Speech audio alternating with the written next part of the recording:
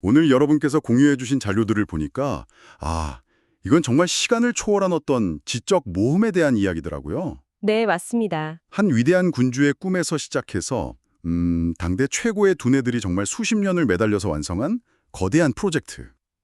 그렇죠. 바로 15세기 조선 세종대왕의 명으로 편찬된 무려 266권짜리 의학 백과사전, 의방유추에 대한 깊고 넓은 탐구를 오늘 시작해 보겠습니다. 저도 자료들을 보면서 딱 그 생각이 들더라고요.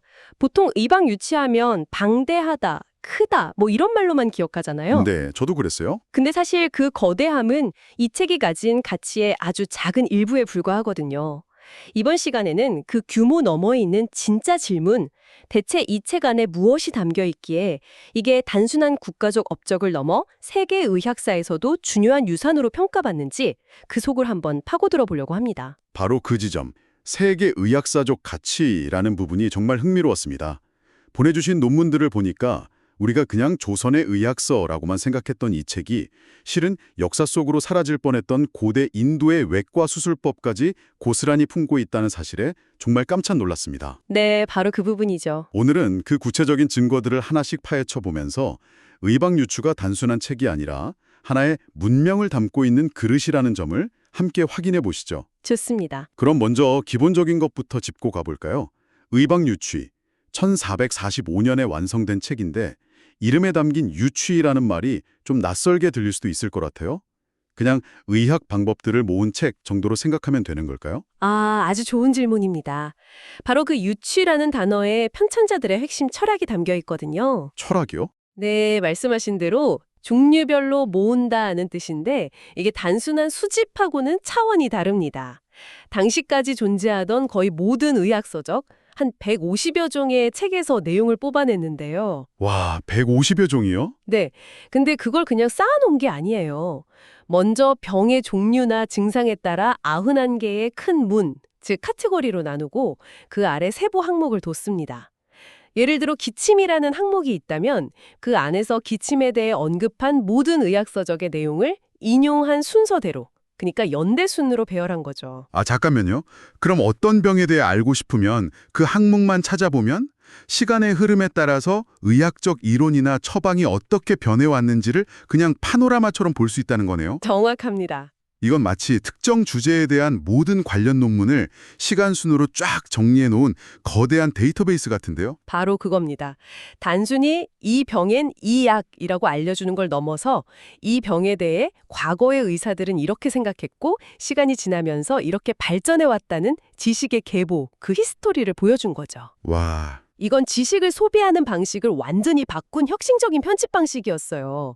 의사 입장에서는 특정 질병에 대한 모든 학설을 비교하면서 최선의 판단을 내릴 수 있는 근거를 얻게 되는 셈이고요. 그 자체만으로도 정말 대단한데 보내주신 자료에서 제 눈을 사로잡은 건 이 거대한 데이터베이스가 이미 사라져버린 고대의 지식까지 담고 있는 타임캡슐 역할을 했다는 점이었습니다. 맞습니다.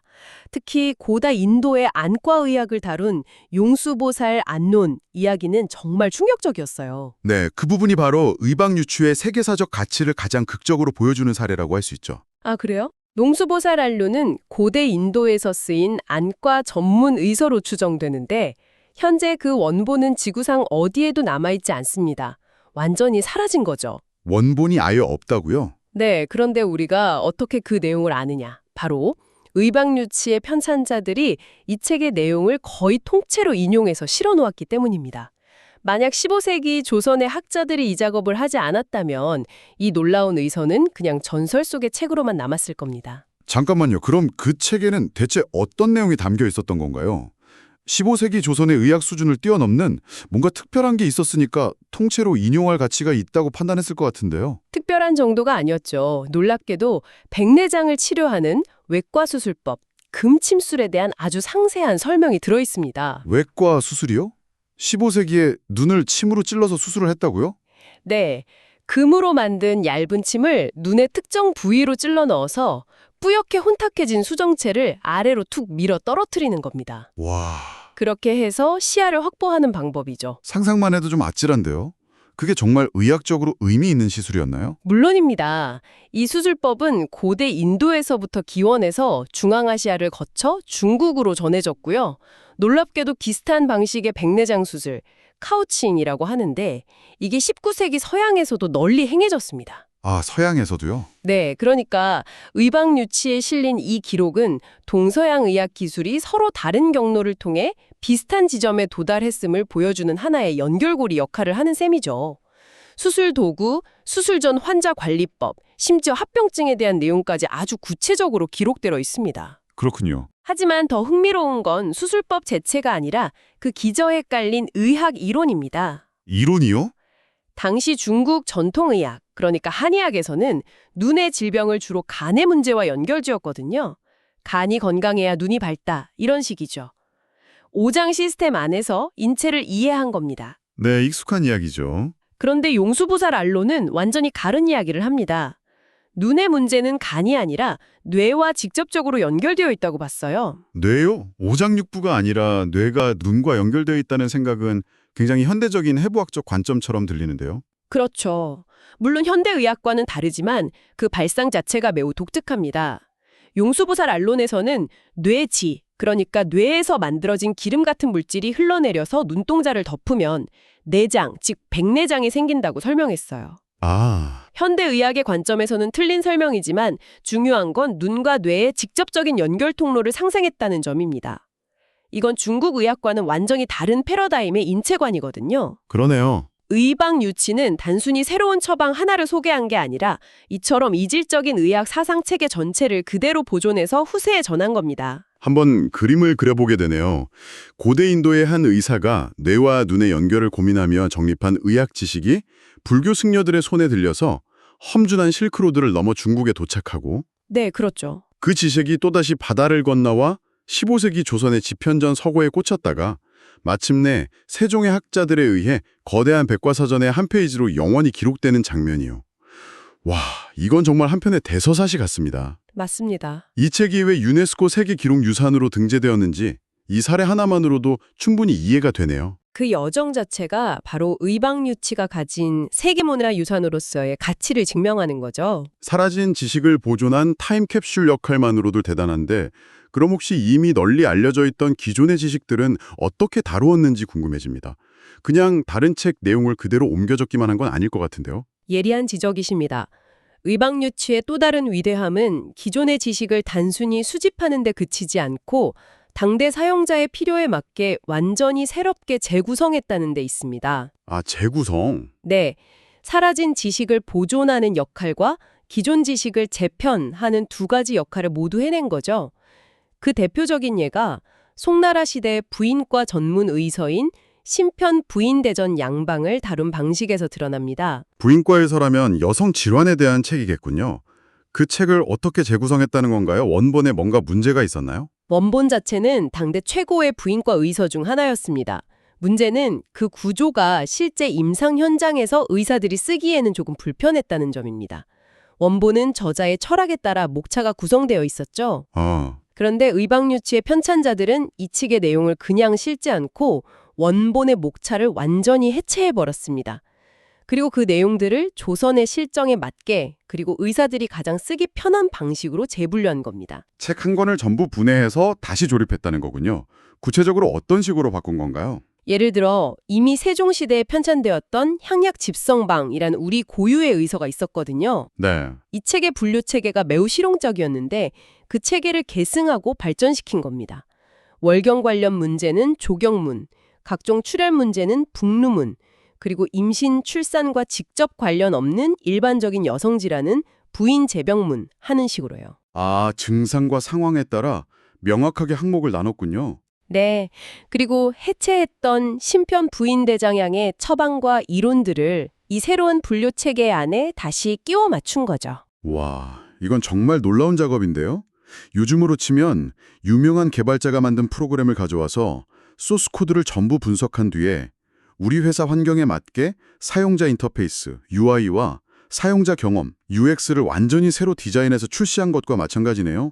정확한 비유입니다. 이건 단순한 편집자가 아니라 지식의 아키텍트나 큐레이터의 역할까지 한 거잖아요. 바로 그겁니다. 편찬자들이 스스로를 단순한 기록자가 아니라 지식 사용자, 즉 의사의 관점에서 어떻게 하면 이 방대한 정보를 가장 효율적으로 현장에서 활용할 수 있을까를 치열하게 고민했다는 증거죠. 환자가 왔을 때 그 증상에 맞는 항목을 바로 찾아 관련 이론과 모든 처방을 한눈에 비교할 수 있게 만든 겁니다. 진료의 효율성과 정확성을 극대화하려는 아주 실용적인 목표가 있었던 거고요. 컴퓨터도 없던 시절에 수백 권의 책 내용을 전부 머릿속에 넣고 그걸 주제별로 다 해체해서 다시 조립했다는 거잖아요. 정말 그 편찬에 참여했던 김혜몽, 유성원, 윤사원 같은 학자들의 노고가 상상조차 안 됩니다. 경이롭다는 생각까지 드네요. 그 지적 노동의 깊이와 양이 지금의 기준으로도 가늠하기 어렵죠. 그것이 가능했던 건 세종이라는 군주의 확고한 비전과 국가적인 지원이 있었기 때문입니다. 자, 그럼 이 모든 조각들을 한번 맞춰보죠. 사라진 고대 인도의 외래의학을 품은 타임캡슐, 그리고 기존 동아시아 의학을 사용자 중심으로 재편한 지능형 데이터베이스. 이 두 가지 측면을 종합하면 세종이 의방유치를 통해 그리고자 했던 큰 그림은 무엇이었을까요? 그것은 바로 의학 지식의 표준화와 체계화를 통한 국가 의료 시스템의 혁신이었다고 봅니다. 단순히 좋은 의학책 하나 만드는 게 목표가 아니었던 거죠. 전국 어디에서든 의사들이 최고의 의학 정보에 쉽게 접근하고 이를 바탕으로 표준화된 고품질의 진료를 할 수 있는 기반을 만들려 했던 겁니다. 동아시아 의학의 모든 지식을 한 곳에 모아 용광로처럼 녹여낸 뒤 가장 정제되고 실용적인 형태로 다시 뽑아낸 결정체라고 할 수 있습니다. 19세기 조선이 의학 지식을 집대성하고 체계화한 수준에 있어서만큼은 당시 세계 최고 수준에 도달했음을 보여주는 확실한 증거군요. 그렇습니다. 그런데 이렇게 위대한 유산이 우리에게 온전히 전해지지 못했다는 사실이 너무 안타깝습니다.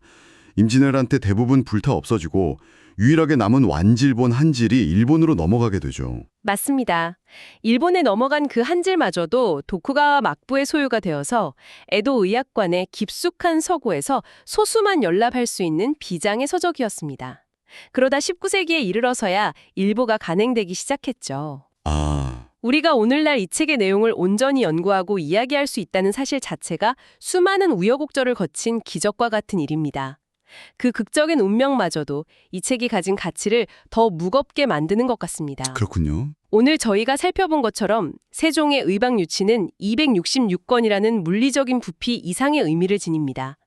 역사 속으로 사라질 뻔했던 고대 의학을 품은 타임캡슐이자 당대의 모든 지식을 임상 현장에서 가장 효율적으로 사용할 수 있도록 재설계한 데이터베이스며 동아시아 전체의 의학 지식이 한데 모여 서로 경쟁하고 융합했던 지적 성취의 정점이라고 할 수 있겠습니다. 여기서 한 가지 중요한 질문이 떠오릅니다. 오늘 우리는 인체를 이해하는 전혀 다른 두 가지 관점을 봤습니다. 눈의 문제를 뇌와 연결했던 고대 인도의 뇌 중심 이론, 그리고 간을 포함한 오장과 연결했던 중국의 오장 중심 이론. 네. 의방유치는 이처럼 서로 충돌하는 것처럼 보이는 다양한 접근법들을 편견 없이 모두 담아냈습니다. 그렇다면 혹시 모든 것을 원자와 분자 단위로 분석하고 설명하는 현대의학의 단일한 패러다임이 어쩌면 과거의 다양한 관점들이 가졌던 통찰의 일부를 놓치고 있는 것은 아닐까요? 여러분께서 한번 생각해 보실 문제입니다.